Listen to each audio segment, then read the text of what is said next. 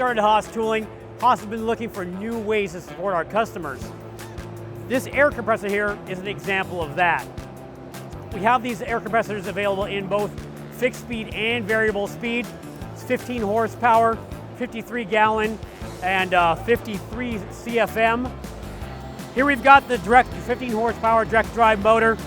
This is the rotary screw compressor here. We've got 3 different air filters in here.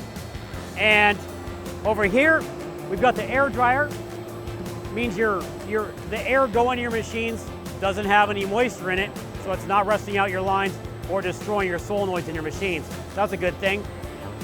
As you can see, it's got this touchscreen display here, so you can see the status of the compressor.